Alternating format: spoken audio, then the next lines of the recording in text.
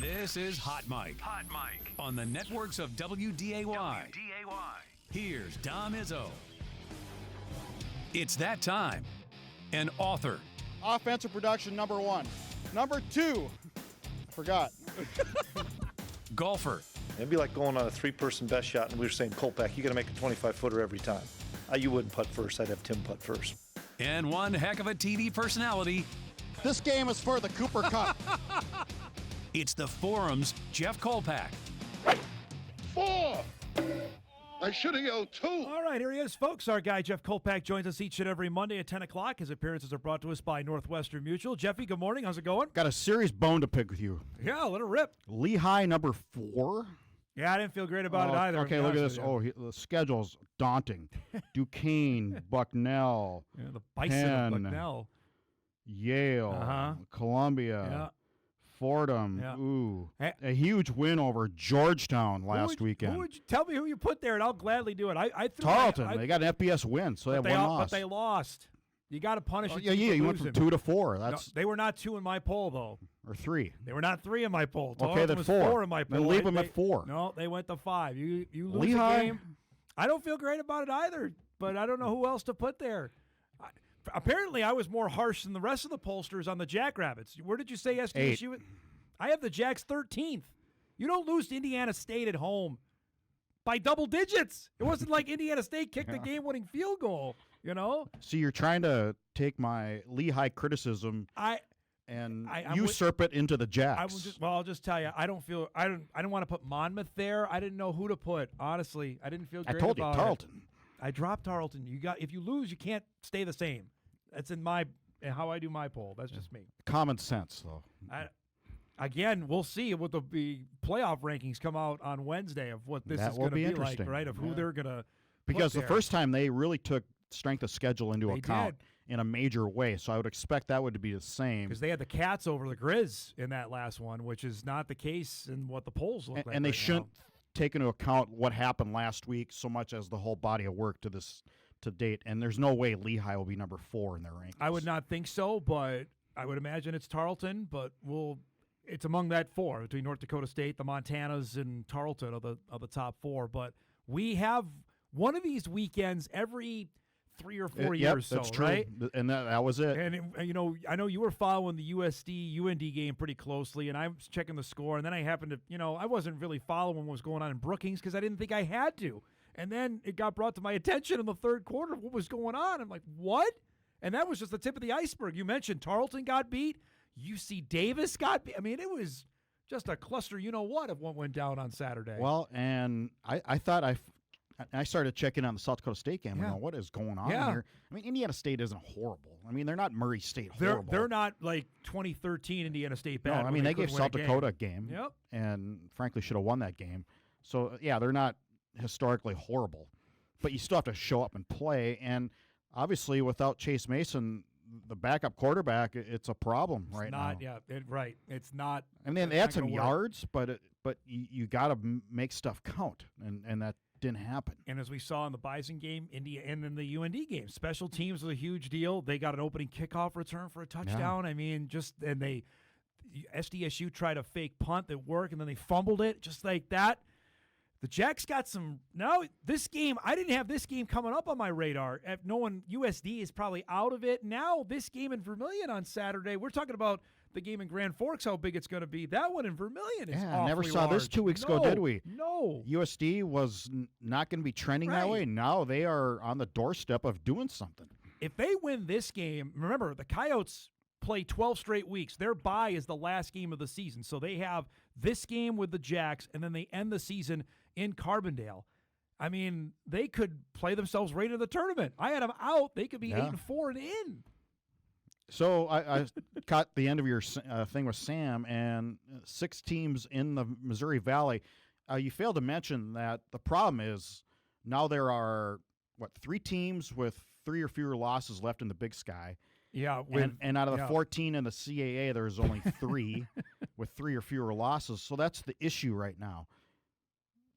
I think you're going to go back to your strength of schedule argument. I would say give the Valley the benefit of the doubt on that. Mm-hmm. But Sam's right on the last part now. Could they look at another Ivy League school potentially now? Now that door's open? They got to prove themselves in the playoffs first. It's a one-bid league right now. Okay. It's got to be a one-bid league until you can do something, say Harvard gets into the quarters or something.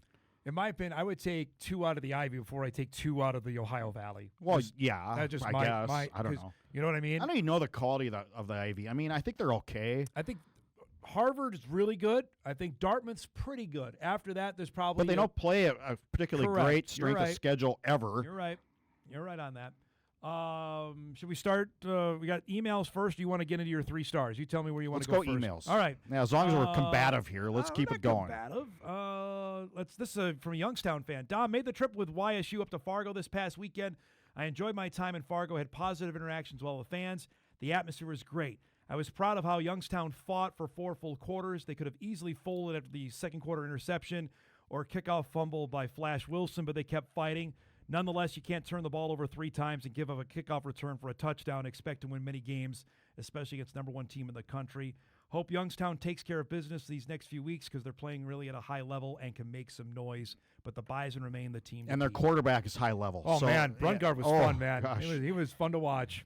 You thought Cole Payton was fast and quick. This guy is a little bit quicker.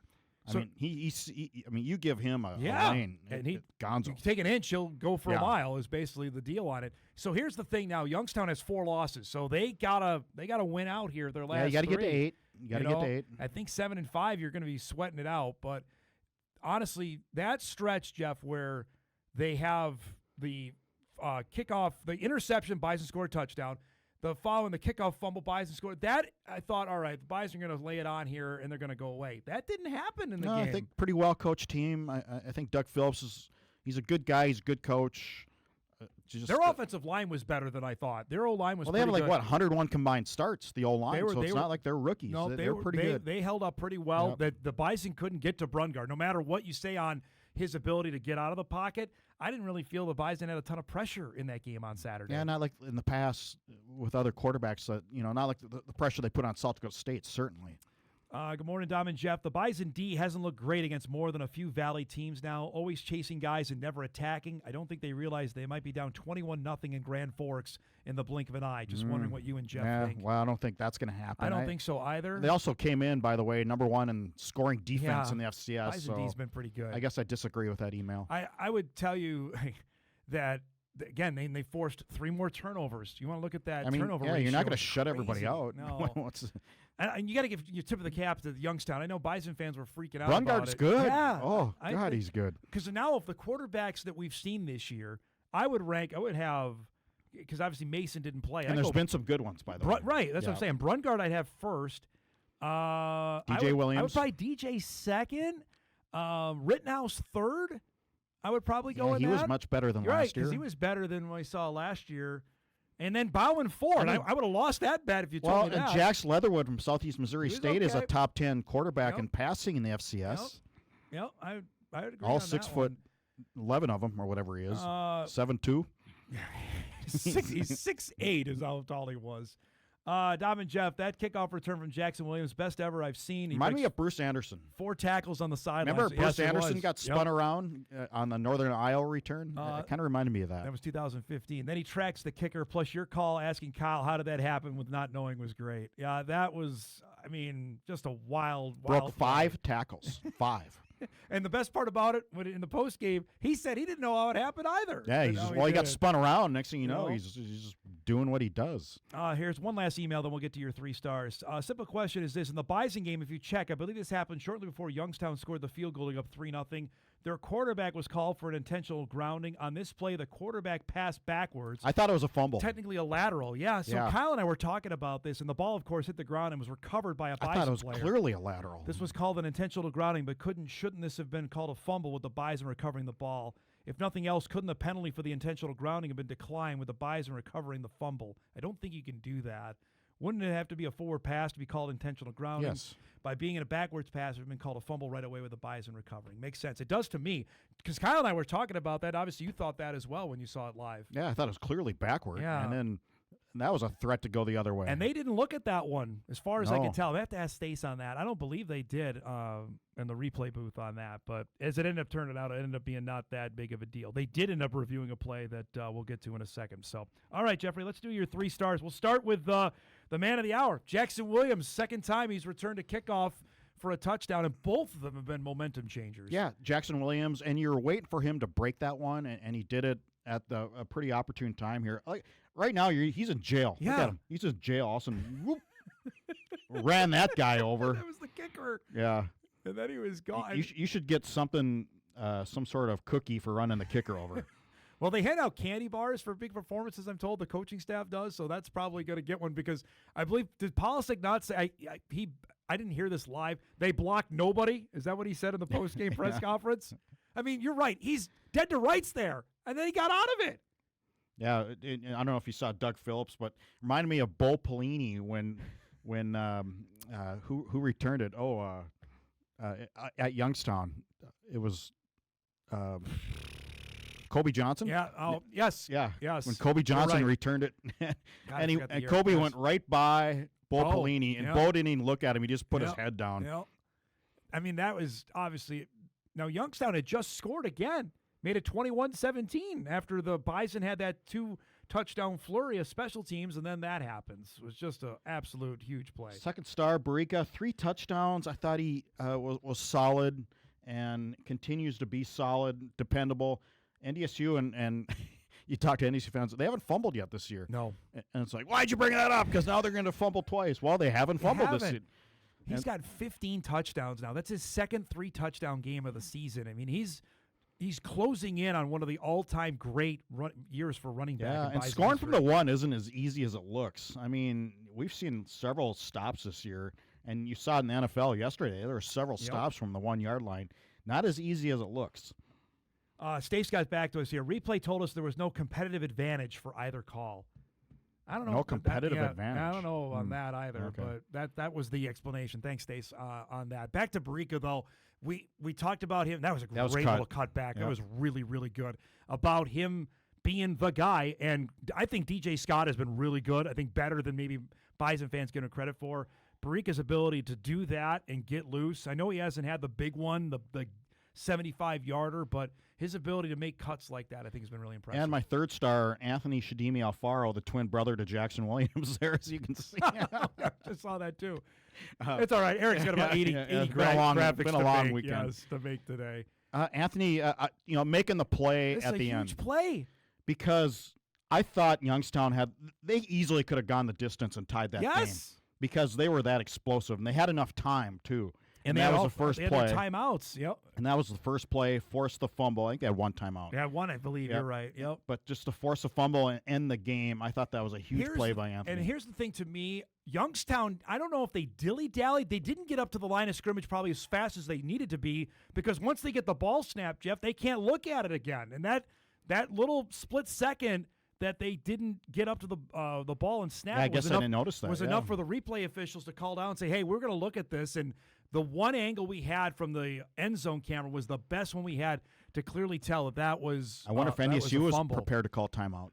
Did they have one? Yeah, they had one. They left. had their timeouts, yeah, Yeah. absolutely. Because the one angle, it's after this shot, the one we had from the top side, you could clearly tell that the ball was out, and that was a fumble, and the Bison ended up getting it back. You know, Anthony got picked on a little bit the prior 2 games. He He had a did. couple penalties, came back, veteran guy. Had a Smart sack guy. against Yep. the We had 9 Jackrabbits. tackles. Yeah, and he was really good on Yep. Saturday, especially considering Duffy went down with likely a concussion is probably what I heard with, and he got leg whipped here in the head trying to tackle Brungard on that first touchdown that Youngstown. A lot had of people going in the tried to second- tackle right, in the Brungard. second quarter. So that's the thing. Injury is a thing here, mounting up now with the guys that went down. Now I want to talk about Dutenheffer in a second of him coming back because that was obviously highly emotional for the entire team. But we hit on linebacker depth last week. Cornerback, that's another. I mean, Jaquise Alexander's playing out of his mind. He's had a great year as a junior. But now ACA's been up there. He's a 6-year guy. Now you might need Jalen Archibald. Maybe. To play. That might Najee be Nelson. maybe something that you're going to have to find another guy Get a back few there reps. potentially to have some reps. And that's the thing about winning this game last week and now this one here. because you win Saturday, and I know you can't look ahead, but the final 2 games, the Bison are you can set the score on that they literally, Jeff, can map out who can play and get themselves positioned for the postseason by not having to play a ton of their main guys. If that's if they win the game Saturday. Well, and if they win Saturday, you still have to play your guys. I mean, I don't think you can take the foot off the pedal. But you don't have to play them as much, though, right? Maybe not.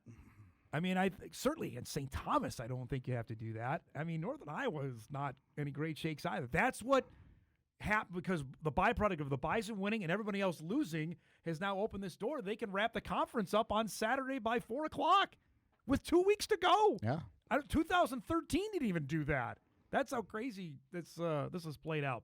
Before we break, the emotion was high in the post-game press conference with Jackson Duteneffer there. Mm-hmm. I know Mike wrote about it. You talked to him as well. That was, I think, maybe unexpected how much he played. I guess I'll ask you on that. I don't know. I don't think he was supposed to play as much as he did, but then Logan Larson went down with the bursa sac in his knee that Duteneffer had to play probably more than maybe what they anticipated. Well, but the injury, obviously, it's not like it was a sprain. He was I thought when he talked, he goes, I was more shocked than anything. It was more mental. And so it's like that. It's like the guy who comes back from a knee injury. Okay, how was that first hit? Yeah. So I just think once you get in the flow and once you get those first few hits in, he's probably fine. But it was traumatic, obviously, yes. And he's not a young man. It's traumatic to the gentleman. He's got something set up, and he was right? very forthright. I thought that was, and he's a very well-spoken guy anyway. Yep. And for him to be that forthright in that moment was pretty. I don't want to say dramatic, but it was pretty telling on what he went through. It was. You were listening to every word he had to say. The fact right. The fact that he said he lost feeling in his arm for 3 seconds is what happened after the collision at Indiana State. And he said you don't want to be the guy that goes off on a stretch. You don't want to be that guy. And he goes, the next hour, you don't know what's going on. Right. Half hour. Yeah, that had to be the longest hour of his life. I mean, the guy's married. He's got a job. He's everything. His whole life is set up. Whenever Bison football is done, his life is ready to go. And that probably felt for him. I have to imagine that it was on pause, or who knows what's going to happen. Well, after good that for the play. Bison that he's able to play this last weekend, Way heading better into for him UND. that he's okay. So now I think he's got that initial get back steps behind him. Now he can just go play. Yeah. All right, let's break. That's a perfect segue because when we come back, we'll talk to Jeff about what UND brings to the table. Fighting Hawks off a loss, but we know up there is a different scenario with the game at the Alara Center. We'll do that on the other side of the break. Back with more with Kolpack here on a Monday morning edition of Hot Mike right after this.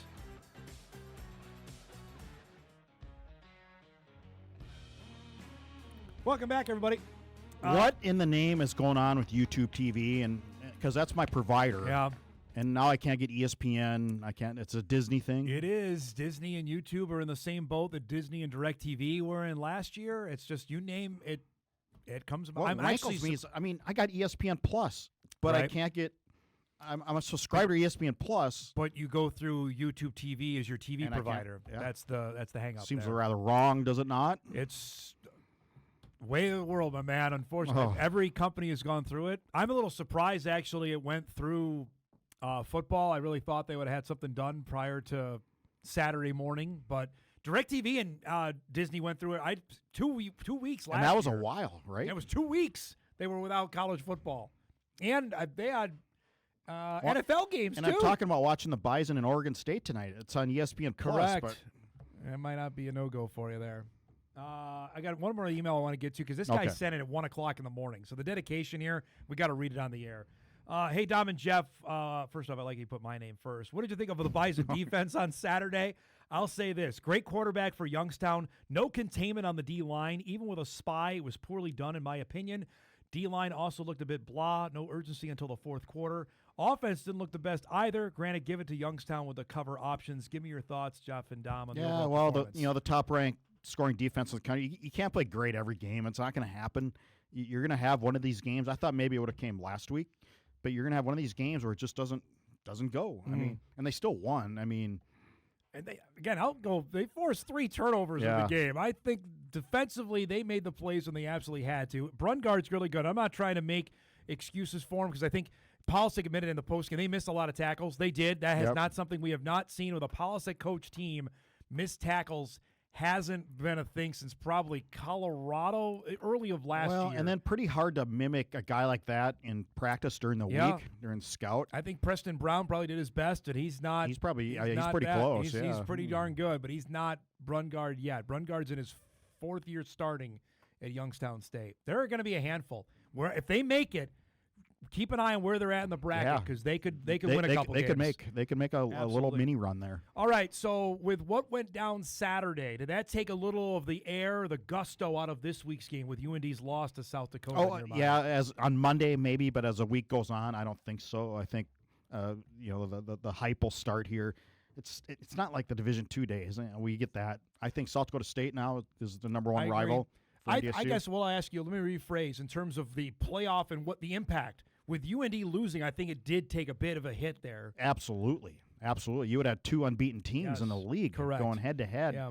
Now UND's fighting for a seed. I think if they lose here, they can't mess around with the Jacks because then they'd have 5 losses. They would be maybe fighting for their playoff lives here. So they got to turn this thing around. Yeah, they got to certainly win one of these 2 games at home. Knowing they have Murray sandwiched in between a game down in Kentucky. But up there, the Bison have not played well in the Division I era. 2021, NDSU, I think that was near the end of Quincy Patterson's time. They gave the ball to Hunter Lipke on that last drive and won the game. And we all know what went down in 2023. Who knows? Maybe this is the year because I had not seen NDSU play well in Brookings in the Division I era either. I mean, they had some decent performances. 2019, they ran for over 300, but still needed Cofield on a 4th and 1 to go 71 yards.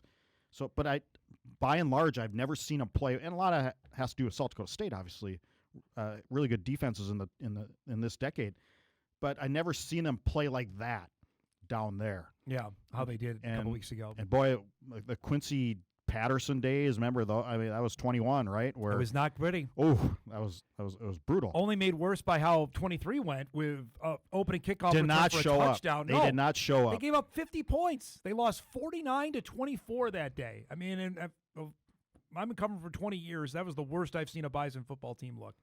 Yeah. In my 20 years covering, that was as bad as I've seen them play. I know you mentioned the Cal Poly game when they got killed out there when Ramsey Barden went nuts. That was a transition team though. It was 04, 05. But that was the nadir of 2023. And again, a reminder: the Bison made the semifinals that year. They turned it on after that game in Grand Forks, but that was a butt kicking. I think that's when Matt Entz took over the defense. Yep. Right. And now here comes UND with Jerry Kaminsky at quarterback, Sora Seidel at running back. They added B.J. Fleming on transfer in Northern Arizona at wide receiver. Their defense, though, to me has been the story of 2025 because they've played way better defensively than I think anybody had anticipated. I mean, Malachi McNeil, you knew was really going to be good, linebacker. returning all-conference guy. But I think the guy, you really have to look forward. I had to look up his name here. I just saw it this morning. But their leader in sacks, Lance Rucker. Yep. So I think he was a linebacker and came in, moved up to defensive end or edge is what they call. Leads a team in tackles for lost yardage, leads a team in sacks. It's those kind of game-changing guys you have to look out for. That environment up there is it's going to be their Super Bowl. They full well know it. Anytime that the Bison come to Grand Forks in any sport since the Division I and since the Summit League Valley thing happened, if it's basketball, if it's volleyball, if it's soccer, certainly if it's football. And with hockey on the road this weekend, I would anticipate that there's going to be a rather large crowd at the game on Saturday afternoon. It should be packed. I'm sure it'll sell out. I would hope so. You would think. But knowing full well what the Bison have to play for here. And Polisic has said this to me, and I know he said it on the pregame press conference for the South Dakota State game, that the Dakota games mean a lot to us around here. Were both teams looking ahead a little bit? I think you can say that certainly on the UND side of things. I think that they're knowing full well that South Dakota had – but again, I talked to you about this last week. They never won there. I know it. I said it. And then I said it again on Saturday. And I'm like, okay, but they put all these to bed, right? They won in Carbondale. They won at Northern Iowa. And they did it convincingly in both that they're going to finally win in Vermilion. And they didn't. And now I think the Bison got caught looking ahead. I don't think so. I think Youngstown played really well. Youngstown, I do. Yeah, you take away. I thought Youngstown played about as well as they could. Sans those mistakes. Yes. They had 3 mistakes. Yep. Cost them the game. Yep. Did the 3. Bison play their best game? No. Do I think that they did enough to win? Yes. And that's what happens. The crazy parts of the season are going to play out like that. I'm really interested to see how this comes out Saturday. Tim said something about having his players' attention in postgame. Did you notice that?